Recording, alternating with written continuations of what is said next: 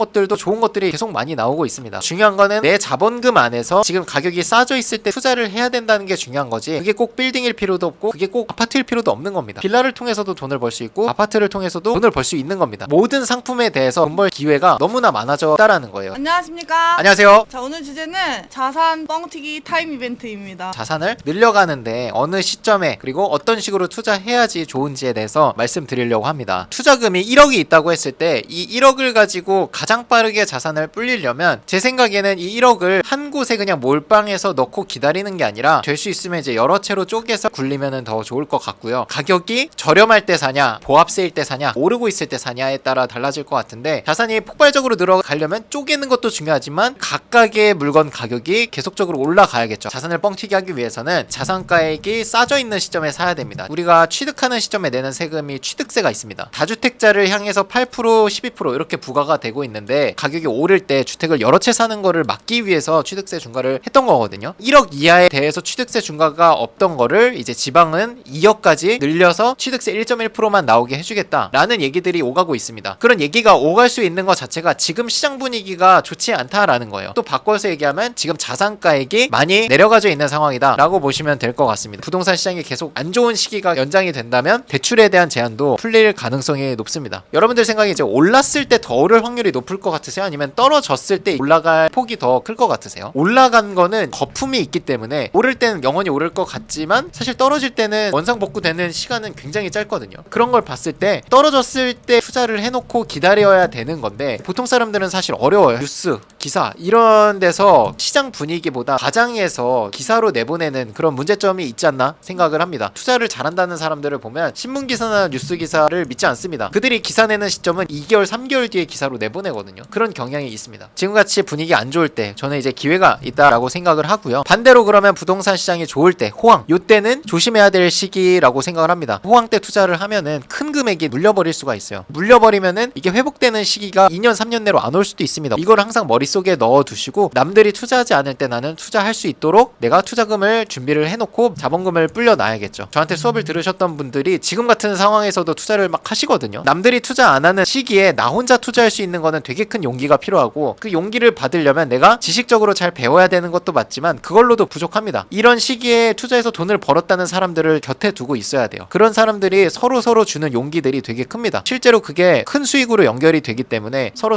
독려를 해주면서 동반 성장을 해가는 것 같아요. 같은 교육을 들은 주변 사람으로부터 긍정적인 메시지를 받는 것도 되게 중요한 것 같습니다. 위기 때 부자가 된 사람들을 찾아보려고 하는데, 하락기 때 모두 투자를 기피할 때 투자해서 큰 부자가 되신 분들이 계세요. 대표적으로 이제 방송에서 활발히 활동하고 계신 서장훈님의 사례를 볼 수가 있습니다. IMF 직후에 분위기가 굉장히 안 좋았습니다. 투자가 가능한 자본금이 있다는 것도 대단한 거였고, 그리고 이 당시에 투자할 수 있는 그 용기가 있다는 것도 대단했습니다. 그 두 개의 시너지가 같이 나니까 인생을 바꾸는 투자가 가능했어요. 00년도에 양재역 초역세권 건물을 28억에 낙찰을 받았는데, 제가 최근 자료는 보지 못했지만 3년 전 기준으로 450억의 평가를 받았습니다. 28억짜리가 450억이 된 거예요. 이 당시에 어떤 생각으로 투자를 했고 어떻게 인생이 바뀌었는지를 배우는 게 중요한 거라고 생각을 하거든요. 이 물건을 볼게요. 2000년도에 받아서 리모델링을 했습니다. 이 물건에는 특수한 게 있는데 전광판이 보여요. 이 전광판에 월 수입이 월에 1억씩 받는다고 해요. 23년도 기준으로. 전광판이 있어서 이 물건의 값어치가 훨씬 더 높아졌어요. 지금 신축한 건물들의 전광판을 넣으려면 굉장히 많은 규제 이런 것들이 들어가거든요. 서장훈님이 전광판을 설치했을 당시만 해도 비교적 지금에 비해서 쉽게 전광판을 넣을 수 있었어요. 이 물건의 가치는 전광판이 있기 때문에 동일 면적 대비해서 훨씬 더 높은 가치를 받습니다. 왜냐면 지금 이렇게 건물을 지어서 전광판 못 넣어요. 이 건물은 전광판 프리미엄이라고 해서 값어치를 훨씬 더 인정을 받습니다. 그리고 이병헌 님도 경매에 굉장히 일가견이 있으신 분이고, 2009년에서 10년 2년 동안 남들이 투자하지 않는 이 시기에 해체 빌딩을 매수를 하셨습니다. 그만큼의 시드가 있으셨기 때문에 그 기회를 잡은 거다라고 하지만, 투자금 자체가 중요한 게 아니라 지금 떨어져 있는 시점에 빌딩은 못 볼지라도 빌라, 아파트, 오피스텔 이런 걸 통해서 빌딩과 비슷한 수익률을 만들어 갈 수도 있는 거예요. 오히려 빌딩 같은 건 투자금이 많이 들어가니까 수익률 자체는 높지 않을 수도 있습니다. 하지만 다세대 주택이나 아파트 이런 거는 투자금이 비교적 적게 들어가기 때문에 수익률은 굉장히 좋거든요. 기사를 좀 보면은 차익이 어마어마해요. 10년 전인데도. 부동산 경매로 거둔 시세 차익만 당시에 140억, 10년 전에 140억인데 이걸 갖고만 있었어도 200억 200억이 훌쩍 넘었겠죠. 분당에 율동공원이라는 가장 큰 공원, 가운데 호수가 있는 공원이 있습니다. 그 주변으로 해서 베이커리 카페들이 많이 자리 잡고 있거든요. 그런 데 중에 하나인데 경매로 낙찰을 받으신 거예요. 서현동의 근린상가주택 요 건물입니다. 대지 면적이 985제곱입니다. 두 번 유찰돼서 최저가가 29억이었을 때 5억에서 6억 정도를 덧붙여서 34억에 낙찰을 받으셨어요. 현재 모습은 이렇게 돼 있습니다. 건물을 허물고 새로 지어서 아우디 매장이 지금 들어온 거거든요. 근데 이거를 지금까지 갖고 계시는 건 아니고 2009년에 낙찰 받아서 2012년도에 매각을 하셨는데 34억에 낙찰 받아서 70억에 매도를 하셨습니다. 3년 만에 2배 매도 차익을 받고 매도를 하신 거예요. 2009년이 상승장이었다고 가정을 해볼게요. 3년이 지난 시점에 매각하면 매수한 34억보다 낮아져 있겠죠. 거품이 빠졌을 거니까. 이병헌님은 어떻게 했죠? 남들이 기피하는, 모든 사람들이 꺼려할 때 가장 싸져 있을 때 산 겁니다. 저한테 교육을 들으신 분들의 돈 번 사례들은 충분히 소개를 했었으니까 좀 다른 사례를 가져와서 예시를 들었던 거고, 이게 건물이고 큰 금액이 들어가는 거기 때문에 아 나랑은 거리가 멀어 라고 생각하지 마시고, 지금 이런 식의 건물이나 이런 것도 좋은 게 많이 나오지만 다세대 주택이나 아파트 이런 것들도 좋은 것들이 계속 많이 나오고 있습니다. 그래서 중요한 거는 내 자본금 안에서 지금 가격이 싸져 있을 때 투자를 해야 된다는 게 중요한 거지, 그게 꼭 빌딩일 필요도 없고 그게 꼭 아파트일 필요도 없는 겁니다. 빌라를 통해서도 돈을 벌 수 있고 아파트를 통해서도 돈을 벌 수 있는 겁니다. 모든 상품에 대해서 돈 벌 기회가 너무나 많아져 있다라는 거예요. 상승장에 비해서. 기사를 가져왔는데 최근에 이제 1월 29일 날 나온 기사가 법원에 이제 경매 신청한 건수가 계속 최고 기록을 갱신하고 있다, 이런 기사들이 많이 나옵니다. 12만 건에 육박한 법원 신청 경매가 들어갔다라는 내용이 있고요. 그 숫자는 금융위기 이후로 최다다. 이 기사를 보고 아 지금 투자하면 안 되겠는데 라고 하는 거는 일반 사람들이랑 생각이 똑같은 거죠. 이렇게 금융위기 이후 최다다 라고 하면은 아까 봤던 이병헌님의 사례처럼 좋은 사례를 내가 만들 기회가 열렸다라는 뜻과 동일합니다. 내가 지금 수중에 있는 자본금으로 할 수 있는 투자를 하셔라 라고 말씀을 드리는 거고, 법원의 경매 물건이 많아질수록 기회의 폭은 더 넓어진다 라고 말씀을 드립니다. 2025년이 기회의 장이 될 거다, 이런 뉴스도 많이 나오고 말씀도 많이 하셨는데, 그래서 또 저희가 세미나를 준비를 하지 않았습니까? 세미나 어떤 내용 담으셨는지 한번 소개해 주시면 좋을 것 같습니다. 여러분들께 1년 동안 받은 사랑을 보답할 수 있는 세미나를 매년 초에 하고 있는데, 25년도에 저희가 준비한 내용으로는 리치스쿨 소개, 빌라 단기 매도, 25년도의 경매 트렌드, 단기 임대, 상업용 공간 임대 사업, 그리고 토지 지분 투자까지가 저희가 일전에 소개했던 내용이었습니다. 근데 여기에 플러스로 우리 한 팀장님께서 오셔가지고 파산자 공매, 돈을 어떻게 버는지 소개해드릴 예정이고, 마지막 시간이 끝난 이후에도 경품 추천이나 여러분들이 충분히 질문할 수 있는 시간도 마련을 했어요. 그래서 일전에 준비된 거는 한 5시 반에 마무리되는 거였는데 제 생각엔 아마 7시쯤 돼야 마무리가 되지 않을까 개인적으로 생각을 하고 있습니다. 리치스쿨에 관심은 있었으나 어떤 강의를 들어야 될지 모르겠다, 좀 헷갈린다 라고 하셨던 분들이 세미나 때 오시면은 맛배기로 강의의 요약본을 들을 수 있으실 거기 때문에 내 상황에서 어떤 투자를 해야 되고 어떤 교육을 듣는 게 맞구나 라는 거를 세미나장에 오시면 이해가 빠르실 것 같습니다. 정말 풍성한 내용으로 준비를 했고 오신 분들은 다 만족할 거라고 생각을 합니다. 저희가 빨리 세팅이 됐는데 계속해서 꾹꾹 눌러 담다 보니까 7시까지 행사가 늘어났잖아요. 그러니까요. 시간 연장을 해서 대관을 더 했잖아요. 그럴 정도로 여러분들한테 보여드리고 싶은 게 많이 있습니다. 알차게 준비했으니까 많이 와주세요. 고생 많으셨습니다. 고생 많으셨습니다.